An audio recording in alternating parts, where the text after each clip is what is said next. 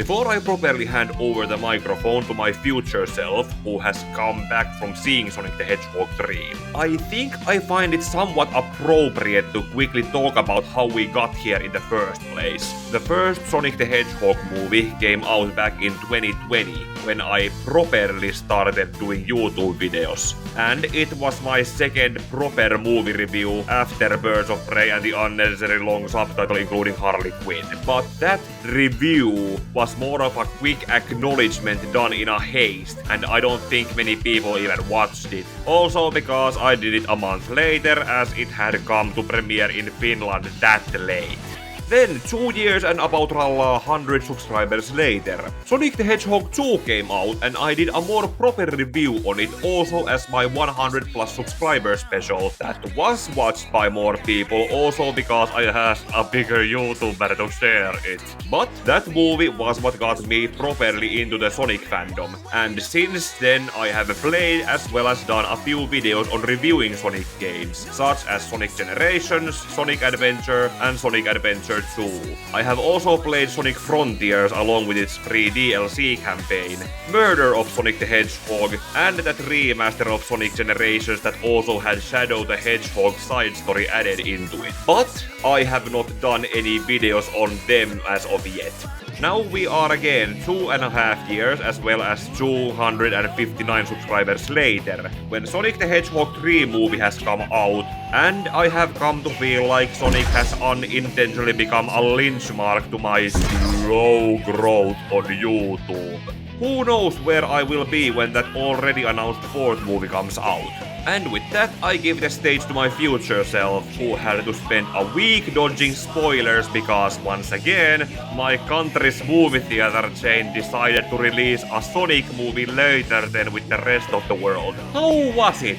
Yep, I just got back from the theater after having spent the most of the week of social media to avoid spoilers. And since I'm bad at making unscripted videos, I wrote notes that I'm reading off from my second monitor.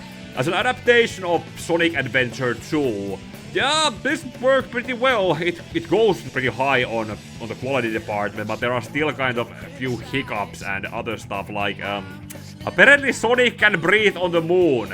Both Sonic and... Okay, maybe Shadow can, as an ultimate life form, can breathe on the moon, but Sonic as well. And apparently going through the re-entry through when falling down to Earth, that doesn't burn either Sonic, Knuckles, or Tails. So the movie colors over that they're aliens. So yeah, maybe they're that much more durable, but that pretty much goes well with all. Something about how they took out and added stuff or changed context is like, since we don't have Rouge in the movie at all, there's the whole sequence from the video game where there's the vault section. Everyone tries to get into the vault, from Sonic, Tails, Knuckles, Tom, Maddie, both Eggman and his grandfather try to get in there with Shadow. And then there's the whole character with Kristen Ritter. Her character disappears from the movie immediately after that sequence is over.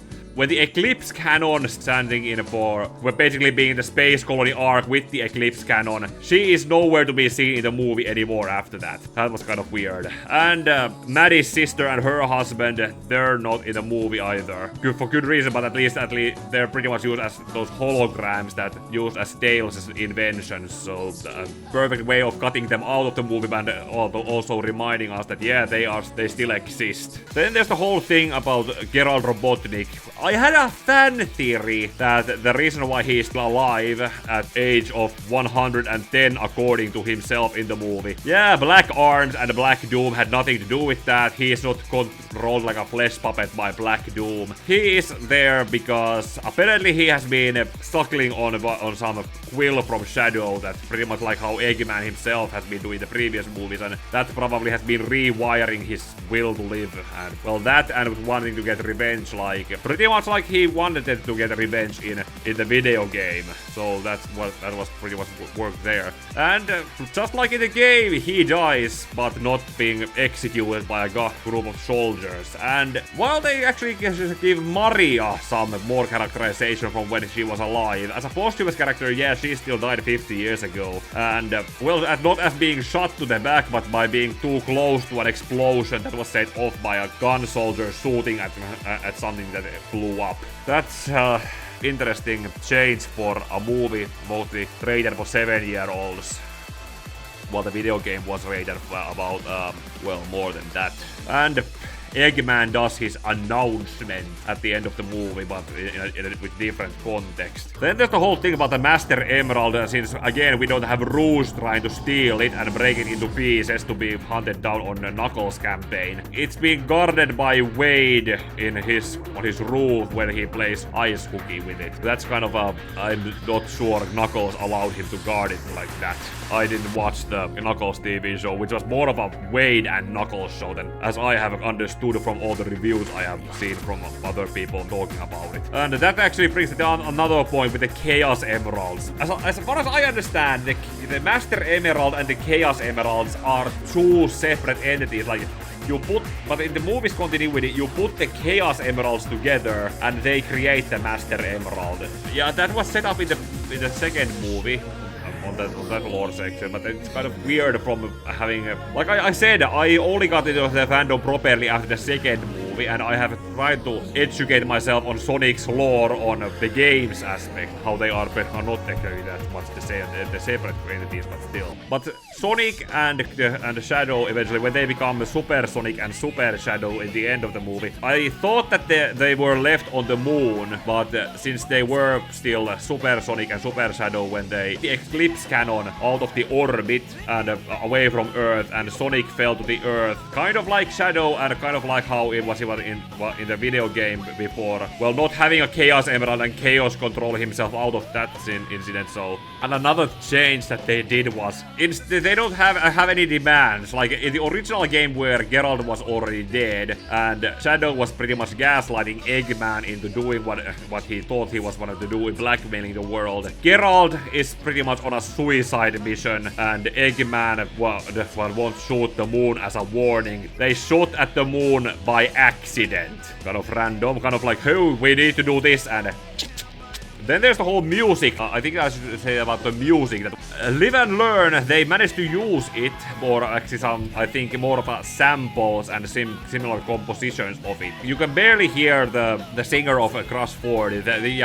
Only few vocals here and there, but there's no kind of montage where you get the chorus or some part of the song. That's just some melodies and samples of that music. I don't know if that was the original intention or, well, they are currently in the band has a lawsuit against Sega for how they have been using his song, so I don't know if that was a middle ground to go with. Another thing that with the music was that they used from the video game, that they used the Eggman song that's Eggman's theme song in Sonic Adventure 2. Again, like in Sonic 2, they used the Green Hill Zone as Tom's ringtone, and in this movie, Eggman music was ringtone for Eggman himself in how Agent Stone calls him from Earth. It's a nice reference, but it's kind of weird how where did it originate if it wasn't created for a video game in that world?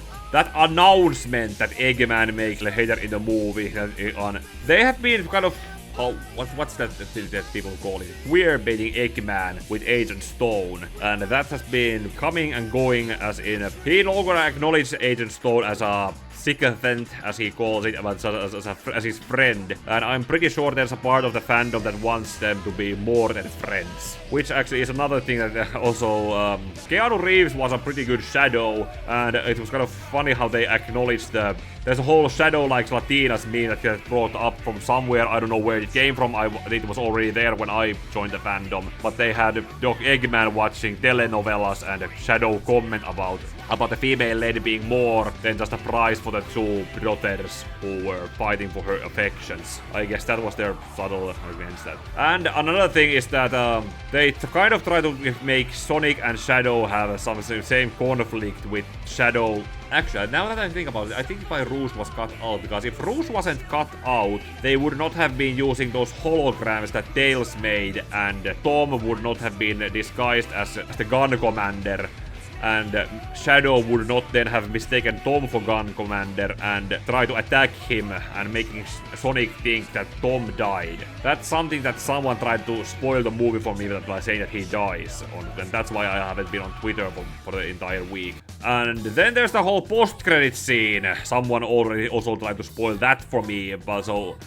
yeah, Amy was in the post-credit scene, but she didn't speak, so meaning that they learned from the mistake they did with the first movie's post-credit scene where they showed Tails, and they had used Tails' original voice actress in that sequence, and because they used Tails' original voice actress, they had to use Tails' original voice actress in the future movies, so by not having Amy speak at all, they can cast someone to voice her later, because if they had used Amy's current voice actor, she would have been in the same situation as Tails' voice actor and needing to hide under the table at conventions when Roger Craig Smith and Mike Pollock complain about movies using celebrity voice actors instead of them. Are you telling me that they take celebrities and put them into movies in voice acting roles that certain people have done for over 10 years? That's something that can happen in this business? Sometimes you do it with live action, I didn't know that could happen. Really? Yeah. Are you aware of this, Mike? That's crazy. To voice Sonic and Eggman. But then there was the whole other thing that I was kind of expecting or not expecting or predicting and thought it would be coming. Yeah, they announced that the fourth movie is coming, and I was already thinking that, okay, it's the fourth movie, and that makes me think. Game after Sonic Adventure 2, and the fourth Sonic game, or Sonic CD. Yeah, Amy is going to be in it, and Metal Sonic is gonna be in it. That works! That works very, very well. It could be both Sonic CD and Sonic Heroes, and with Metal Sonic, maybe also even Metal Overlord, and What You Are Made Of being another musical cue that they use there. But yeah, I don't know what else to say. If this movie had come out a week ago, like it came out in most of the world, I probably would have done an edited video, something where I put my thought. I'm already running out of words that I have not written down and trying to come up. But yeah, good movie. Can't wait for the next one, and hopefully I'll have a bigger audience to do better videos for when that movie comes out. So enough with the rambling. That's why I'm also talking about Sonic 3. Good movie, so many good references to the game is adapting, while it's setting up. Jim Carrey did a great double performance as Eggman and Professor Gerald. I'm running out of words.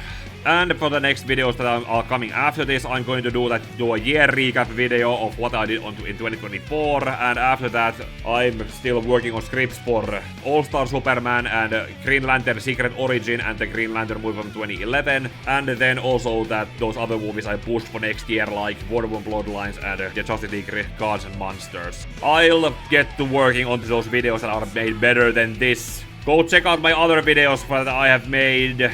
Feel free to like this video, comment what you thought about the movie, and if you have seen it way before I did, or if you're still waiting for. Subscribe for the videos coming in the future, ding the bell to be alerted for when I do gameplay streams. Maybe I still have a few playthrough sections with Astrobot, and may your heart be your guiding key.